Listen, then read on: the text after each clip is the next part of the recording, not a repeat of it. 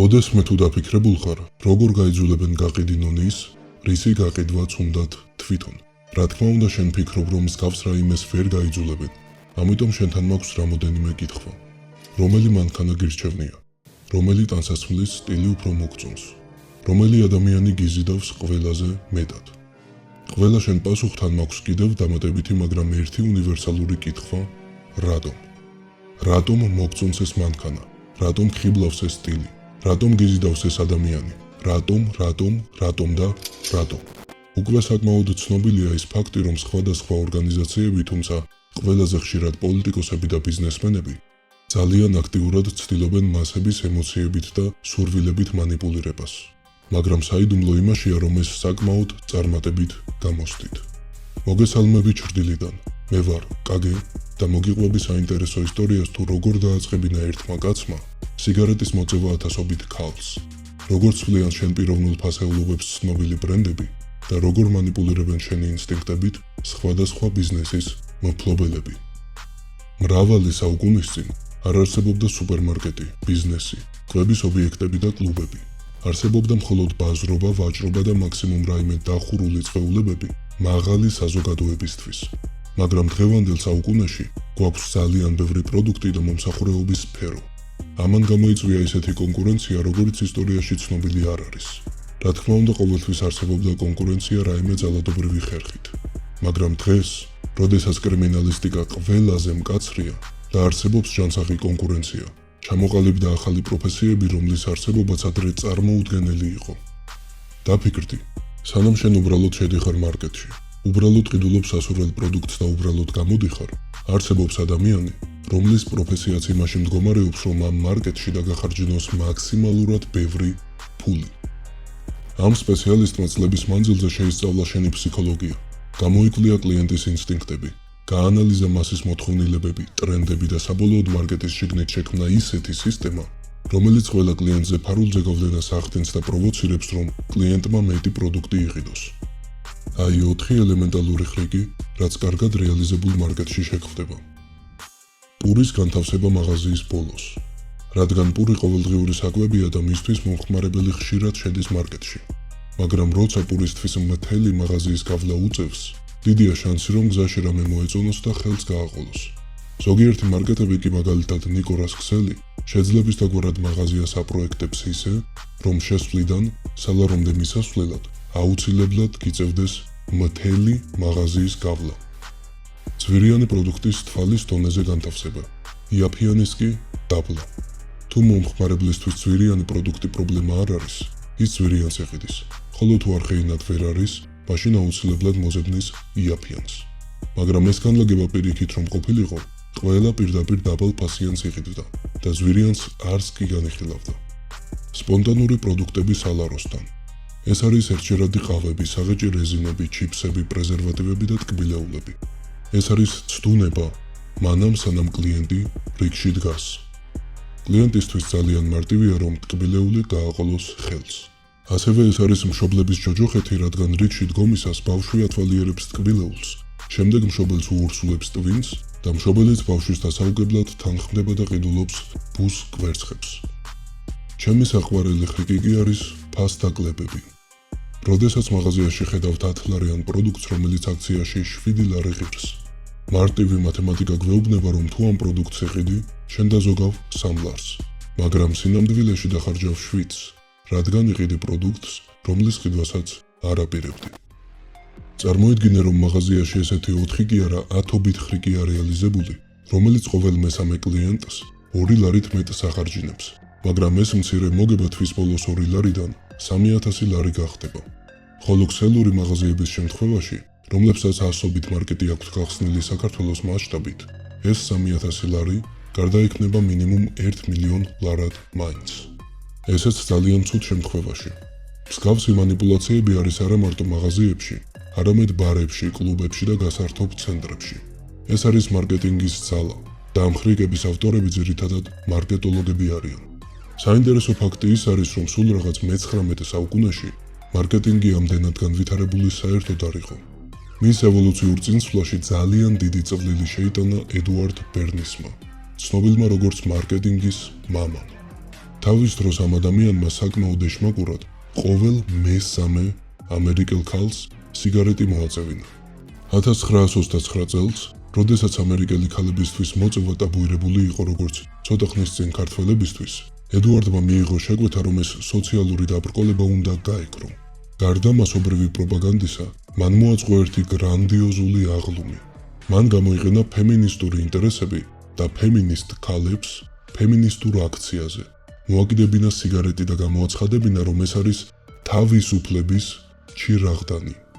ამ აქციის საშუალებით ედუარდმა სიგარეტი გარდაქმნა ქალთა თავისუფლების სიმბოლოდ. ამიტომ ქალებმა დაიწყეს მოწევა, კომპანიებმა კი ჯიბეების გასქელება. ეს იყო იმ დროის ერთ-ერთი უპირველესი მაგალითი, როცა რაიმე პროდუქტი, რაიმე იდეის სიმბოლო ხდება. დღეს კი ამ სტილის პროპაგანდა ისეთი ხშირია, რომ პირდაპირ მნიშვნელობით მოქალაქეების პიროვნულ ფასეულობებს ანაცვლებს. მაგალითად, მანქანის პირველ რეკლამებში ყურადღება ექცეოდა სატრანსპორტო საშუალების მახასიათებლებს. ეს იყო წვა, საბურავები, ძრავის სიმძლავრე და ასე შემდეგ.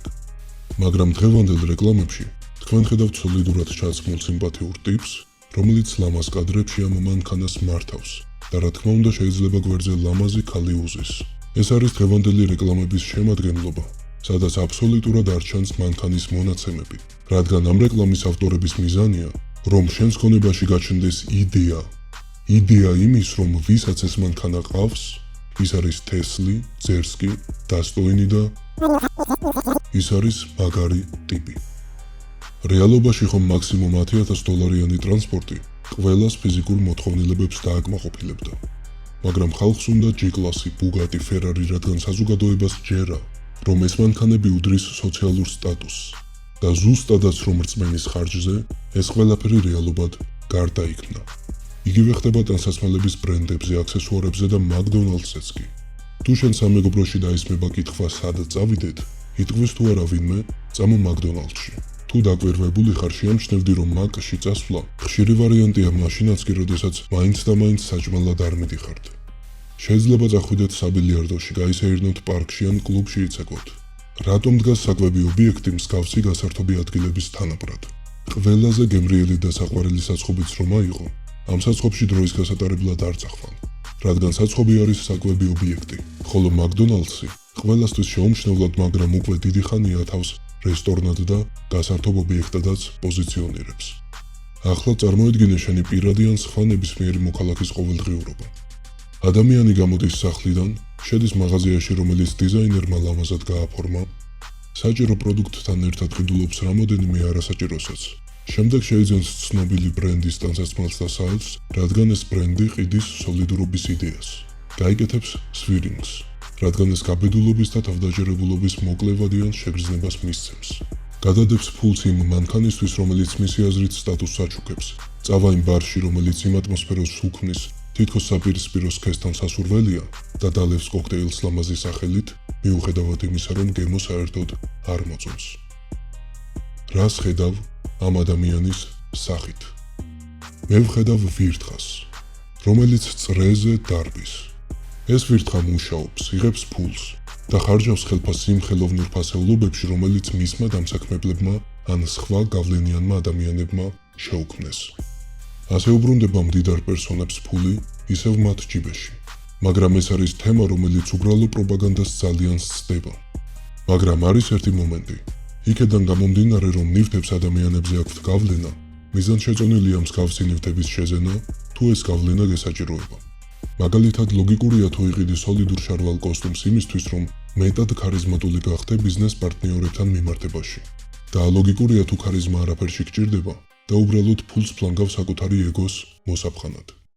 საბოლოოდ პროპაგანდა აუცილებლად სულს არ ნიშნავს. მეც აქტიურად ვეწევი პროპაგანდას. ეს არის პიროვნული განვითარების იდეა. ამ იდეის რეალიზება გადის როგორც ჩემს ინტერესებში, ასევე შენს ინტერესებში. და არსებობს ბევრი იდეა, რომელიც შენ სასარგებლოდ იმუშავებს.